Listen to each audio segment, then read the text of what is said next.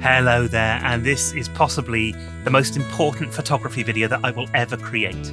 It'll cover something that is vital to understand about your photos, but something that most photographers just don't talk about.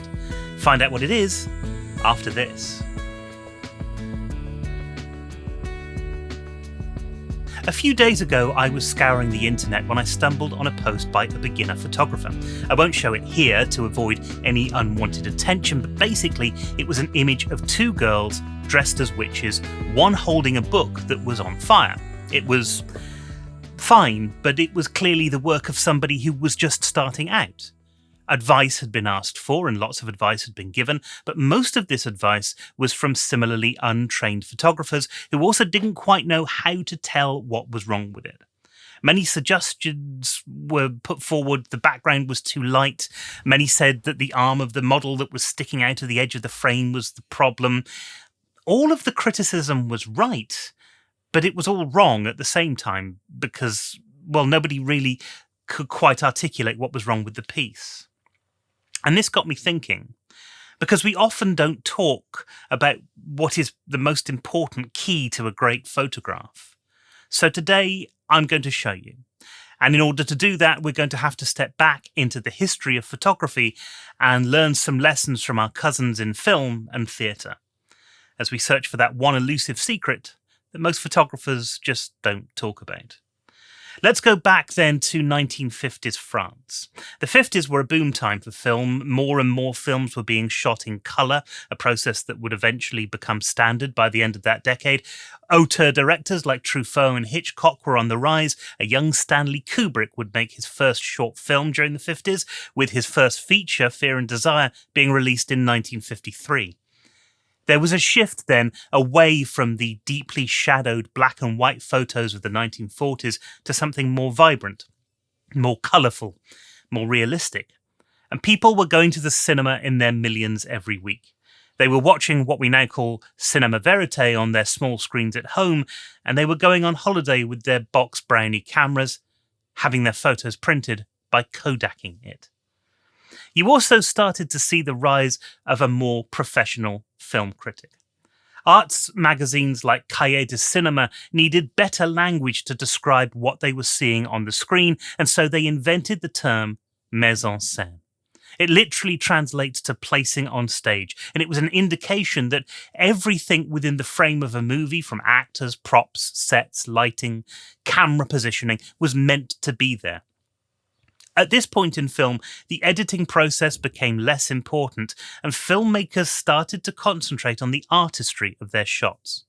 The long take started to become important. This is where a scene is played out in one single continuous shot that lasts, on average, longer than a normal shot. Possibly one of the most famous long takes in cinema is the opening to A Touch of Evil. This is a 3.5-minute shot where the camera pans to several self-contained moments, each perfectly framed and telling the story through pictures rather than letting the characters do it alone. We, the audience, become the camera, experiencing the planting of a bomb, whilst the people milling around on the street are oblivious to it.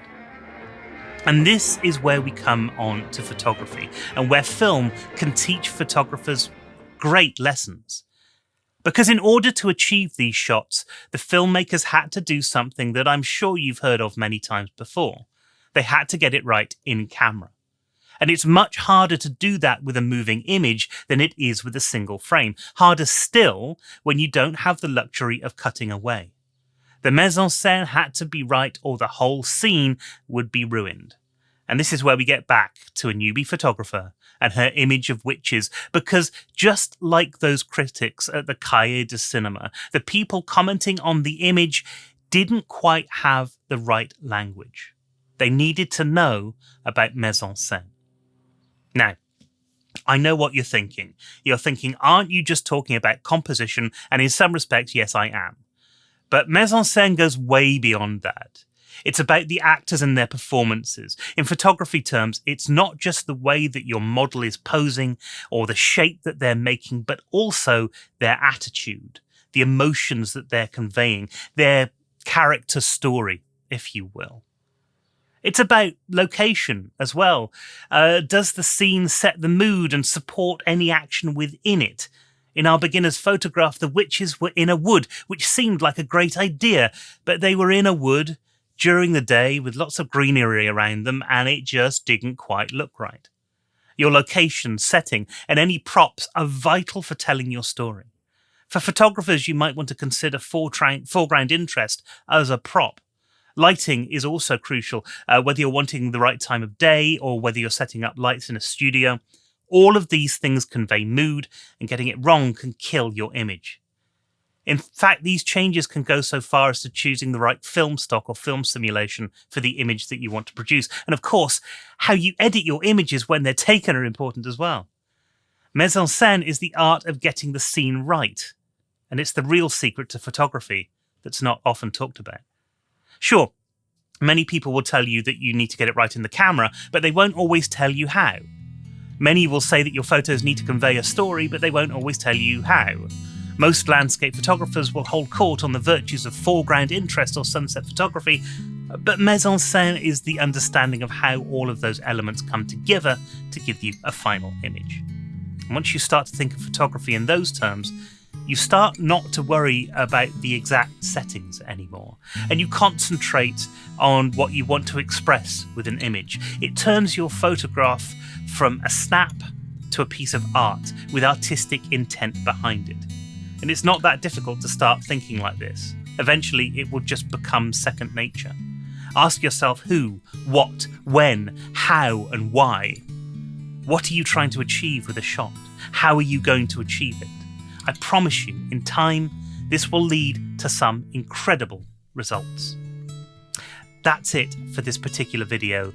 Hopefully you've enjoyed it, and hopefully in the future I'm going to try and bring more lessons from film and film photography into the photography niche.